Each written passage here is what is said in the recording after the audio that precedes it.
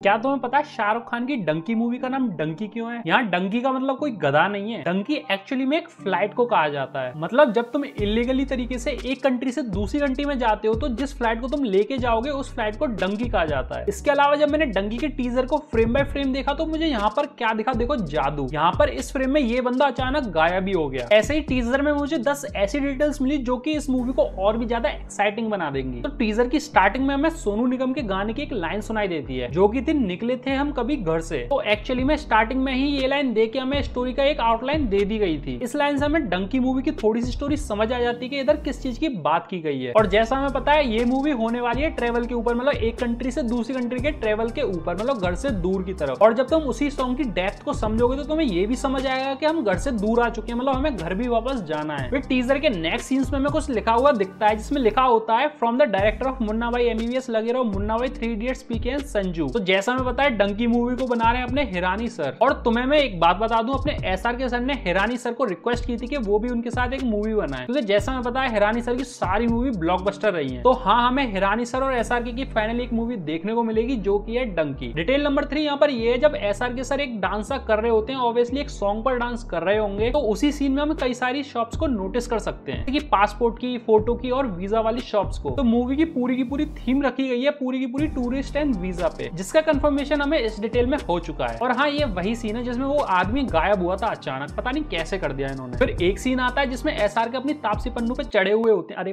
मतलब तापसी पन्नू और एसआर के अखाड़ा लड़ रहे होते हैं। अब ऐसा सेम सीन हमने जवान मूवी में भी देखा था, जब दीपिका पादुकोण और एसआर के सर आपस में फाइट कर रहे होते हैं एक अखाड़े में। तो हाँ, यहाँ पर ये रेफरेंस कर रहा है वुमेन एम्पावरमेंट को। फिर घर के बर्तन कौन मांजेगा। डिटेल नंबर 5 के ऊपर काफी क्रिटिक्स अलग अलग ओपिनियन दे रहे हैं, जैसे कि कुछ लोग कह रहे हैं इसमें एसआर के सर आर्मी में होंगे और कुछ लोग कह रहे हैं नहीं होंगे। लेकिन जब टीजर के बीच में एक सीन आता है जहाँ पे एसआर के सर का एक छोटा सा इंट्रो दिया जाता है, वहां पर तुम इनका एक बैग नोटिस कर सकते हो जो कि एक आर्मी वाला बैग है। बाकी ड्रेस से भी थोड़ा फील आ रहा है एक आर्मी वाला। इसके अलावा इनकी क्लीन शेप को कैसे भूल सकते हो। तो मुझे कहीं ना कहीं लगता है ये आर्मी में होंगे या फिर एक रिटायर्ड आर्मी मैन हो सकते हैं, या फिर हो सकता है ये आर्मी से छुट्टी लेकर आए हों। फिर टीजर के इस सीन में हमें कई सारी डिटेल्स देखने को मिल जाती हैं, जैसे कि पहली डिटेल है ये आइल्स का एग्जाम। और इधर बैकग्राउंड में तुम लिखा हुआ नोटिस भी कर सकते हो, आइल्स इज पीस ऑफ केक। तो आइल्स एक एग्जाम होता है जो फॉरेन कंट्री के लिए दिया जाता है वीजा लेने के लिए। इस एग्जाम में हमें पता लगता है कि हमारी इंग्लिश कितनी अच्छी है। फिर इधर एक बोर्ड पे लिखा हुआ होता है where there is a will there is a way, जो कि फिर से ये लाइन पूरी मूवी को डेडिकेट कर रही है। मतलब जहां पर चाह होगी वहां पर रास्ता मिल जाएगा। और जैसा हमें पता है पूरी मूवी में सबके सब चाह रहे हैं कि वो लंदन जा सके। इसके अलावा हम यहाँ पर 2 फ्लैग नोटिस कर सकते हैं, इंग्लैंड का और एक कनाडा का। जैसा हमें पता है सबके सब इंग्लैंड तो जा रहे हैं लेकिन कनाडा कोई नहीं जा रहा, तो इधर कनाडा का फ्लैग क्यों है। तो एक्चुअली में ये पूरी मूवी के जो कैरेक्टर्स हैं वो सारे के सारे पंजाब में रहते हैं, और जैसा हमें पता है पंजाब के लोग कनाडा जाना चाहते हैं, इसलिए यहाँ पर कनाडा सिंपल सा एक रेफरेंस है पंजाब को। फिर टीजर में लिखा आता है ड्रॉप टू कमिंग सून। अब पहले तो मैं थोड़ा सा कंफ्यूज हुआ कि ये क्या चीज है, फिर मुझे समझ में आया कि ये मार्केटिंग टेक्निक है। आजकल ये टेक्निक बहुत ज्यादा चल रही है। जैसे जब जवान का टीजर आया था तो उसमें लिखा हुआ आया था जवान प्रीव्यू, ऐसे ही जब टाइगर 3 का टीजर आया था तो उसमें लिखा आया था टाइगर का मैसेज। तो ऐसे ही हमें डंकी का ड्रॉप 1 देखने को मिला था। अब इधर ड्रॉप 2 का मतलब हो सकता है ट्रेलर को, जो कि बहुत ही जल्द देखने को मिल जाएगा। वैसे इस टीजर में बात करी जा रही थी इंडिया से लंदन जाने के लिए, और डंकी के पुराने पोस्टर्स में हम नोटिस कर सकते हैं यहाँ पे इंडिया से लंदन तक का मार्क दे रखा है ऑलरेडी, जिसके बीच में तुम ईरान, अफगानिस्तान और पाकिस्तान का रास्ता भी देख सकते हो, जो कि हमने टीजर की स्टार्टिंग में ही वो रास्ता देख लिया था ऑलरेडी। अब डिटेल नंबर 9 थोड़ी सी सीरियस है। जो टीजर की स्टार्टिंग में हमें कैरेक्टर दिखाए गए हैं उसमें विक्की कौशल गायब है, और जबकि टीजर के मिड में हमें पता लगा था कि विक्की कौशल उन्हीं की टीम में था। अब यहाँ से 2 थ्योरी निकल के आती हैं। पहली तो ये कि विक्की कौशल को हमने आईलेट्स वाली क्लास में देखा था, तो क्या पता वो एग्जाम क्लियर करके लीगली तरीके से लंदन जा चुका हो और उसके सारे साथी इलीगल तरीके से जाने की कोशिश कर रहे हैं उसके पीछे। और दूसरी थ्योरी यहाँ से ये निकल के आती है कि विक्की कौशल इंग्लैंड जाके मर चुका होगा और अपने एसआर के और उसकी टीम वापस आ रहे होंगे इंग्लैंड से इलीगल तरीके से। वैसे क्या पता, कुछ भी हो सकता है। वैसे इस टीजर में मुझे छोटी सी मिस्टेक नोटिस हुई। तो टीजर की स्टार्टिंग में जब ये आदमी अपनी स्नाइपर से गोली चलाता है तो यहाँ पर तुम गन पर एक साइलेंसर नोटिस कर सकते हो, लेकिन जब वो गोली चला देता है तो यहाँ पर एक लाउड साउंड सुनाई देती है गन शॉट की। अब जो कि या तो डायरेक्टर की गलती हो सकती है या फिर एक साउंड एडिटर की गलती होगी। तुम्हें क्या लगता है? वैसे मैंने सुना है सलार और डंकी एक ही टाइम पे रिलीज होंगी, तो तुम्हारे हिसाब से तुम्हें क्या लगता है सलार और डंकी में से कौन सबसे ज्यादा बॉक्स ऑफिस पे धमाल मचा देगी? अपने ओपिनियन कमेंट में जरूर बता के जाना। बाकी मैंने सलार, टाइगर 3 और सब पे हिडन डिटेल्स वाली वीडियो बना रखी है, तो तुम उन्हें चेकआउट कर सकते हो। वीडियो अच्छी लगी तो वीडियो को एक लाइक जरूर देना।